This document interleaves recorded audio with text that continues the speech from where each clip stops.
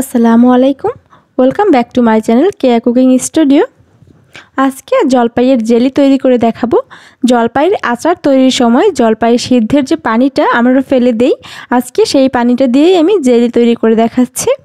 আর এই জেলির যে সুন্দর একটা কালার দেখতে পাচ্ছেন, এটা কিন্তু 100% ন্যাচারাল একটা কালার।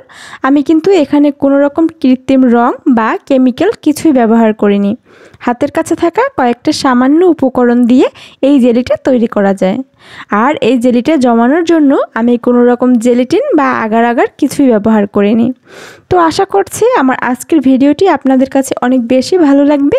আর ভালো লাগলে প্লিজ আমার চ্যানেলটি সাবস্ক্রাইব করে পাশে থাকা বেল আইকনটি অন করে দেবেন। তো চলুন দেখা যাক কিভাবে এই জলপাইয়ের জেলিটা তৈরি করা যায়। এর জন্য আমি এখানে 1 কেজি পরিমাণ জলপাই নিয়েছি। জলপাইগুলোকে আমি ধুয়ে ভালোভাবে পরিষ্কার করে নিয়েছি। আর জেলি তৈরির সময় জলপাইগুলো একটু ফ্রেশ দেখে নিতে হবে, এতে করে জেলির কালার এবং টেক্সচার দুটোই ভালো আসবে। তো এবার জলপাইগুলোকে আমি ছোট ছোট করে কেটে নেব। আর একটা জলপাইকে আমি 4 থেকে 5 টুকরো করে কেটে নিয়েছি। আর জলপাইয়ের মধ্যে যে বিচিটা থাকে সেটা আমি ফেলে দেইনি। এবার কাটা জলপাইগুলোকে সিদ্ধ করে নিতে হবে। চুলায় একটা পাত্র বসিয়ে জলপাইগুলো দিয়ে দিলাম। আর জলপাই দেওয়ার পরে আমি এখানে 2 লিটার পানি অ্যাড করব। জেলি তৈরির জন্য যে পরিমাণে আমরা জলপাই নিয়েছি ঠিক তার ডাবল পরিমাণে পানি নিতে হবে। তো এখানে আমরা 1 কেজি পরিমাণ জলপাই নিয়েছি, আর 1 কেজি জলপাইয়ের জন্য 2 লিটার পানি অ্যাড করব। এবার একটা ঢাকনা দিয়ে হাই হিটে 20 থেকে 25 মিনিট জলপাইগুলোকে সিদ্ধ করে নিতে হবে। তো প্রায় 25 মিনিট পরে যখন দেখবেন জলপাইগুলো সিদ্ধ হয়ে গেছে আর পানিটাও অনেকটা শুকিয়ে গেছে, ঠিক সেই পর্যায়ে চুলাটা বন্ধ করে পানিটাকে ছেঁকে নিতে হবে। জলপাইয়ের পানিটা ছেঁকার জন্য আমি একটা পাত্র নিয়েছি আর তার উপরে একটা ছাঁকনি দিয়ে দিলাম। তবে আপনারা চাইলে পাতলা সুতি কাপড় দিয়েও পানিটা ছেঁকে নিতে পারেন। সম্পূর্ণ জলপাইগুলো ঢেলে নিয়েছি। এবার একটা চামচ দিয়ে জলপাইয়ের ভিতরে থাকা পানিটা বের করে নিচ্ছে। তো এবার জলপাইটা প্রস্তুত করতে চলে যাচ্ছি। জেলি তৈরির শুরুতে জলপাইয়ের পানিটা মেপে নিতে হবে। আপনারা যে কোনো মেজারমেন্ট কাপ বা যে কোনো পাত্র দ্বারা এটা মেপে নিতে পারেন। যে পরিমাণ পানিটা হবে ঠিক সেই পরিমাণে চিনি ব্যবহার করতে হবে। তো অবশ্যই কিন্তু পানিটা মেপে নিতে হবে। আমার এখানে 3 কাপ পরিমাণ পানি হয়েছে। আর এই 3 কাপ পানির জন্য আমি এখানে 3 কাপ চিনি ব্যবহার করছি। আমি আবারও বলছি, যে কাপ দিয়ে আপনারা পানিটা মাপবেন ঠিক একই কাপ দিয়ে আপনাদের চিনিটাও মেপে নিতে হবে। এবার মিডিয়াম আঁচে 20 থেকে 25 মিনিট পানিটাকে জাল করে নিতে হবে। আর এর মধ্যে চিনিটাও গলে যাবে আর পানিটাও ঘন হতে শুরু করবে। আর এভাবে অনবরত নেড়ে নিতে হবে, আর না হলে তলানিতে কিন্তু লেগে যেতে পারে। অনবরত নাড়ার ফলে চারপাশ থেকে দেখবেন এরকম সাদা সাদা ফেনা তৈরি হয়েছে। আর এই ফেনাটা যতটা সম্ভব তুলে ফেলতে হবে।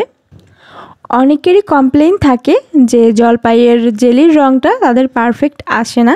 আর এই সাদা ফেনাটা না তুললে জেলির রং কখনোই পারফেক্ট হবে না। তো যতটা সম্ভব আমি ফেনাটা তুলে নিয়েছি। আর বেশ কিছুক্ষণ জাল করার পরে পানিটা বেশ স্বচ্ছ হয়ে গেছে। আর দেখবেন যে এভাবে পানিতে একটা গোলাপি আভা তৈরি হয়েছে। ঠিক এই পর্যায়ে আমি এখানে 1 টেবিল চামচ লেবুর রস অ্যাড করব। আর লেবুর রসটা দেওয়ার সাথে সাথেই রঙটা আরও লালচে হওয়া শুরু করবে। এবার লেবুর রসটা সম্পূর্ণ পানিতে ভালোভাবে মিশিয়ে নিতে হবে। আর মিশানো হয়ে গেলে এবার আমি অ্যাড করব 1 টেবিল চামচ মতো ভিনেগার বা সাদা সিরকা। সিরকা দিলে জেলিটা অনেক দিন পর্যন্ত সংরক্ষণ করে রাখা যায়। সিরকা দিলে জেলিটা অনেক দিন পর্যন্ত সংরক্ষণ করে রাখা যায়। আর এরপর পুরোপুরি লাল রং হতে শুরু করবে। আর জেলিটাও কিন্তু ঘন হতে শুরু করেছে। এ পর্যায়ে অনবরত এভাবে নাড়তে হবে।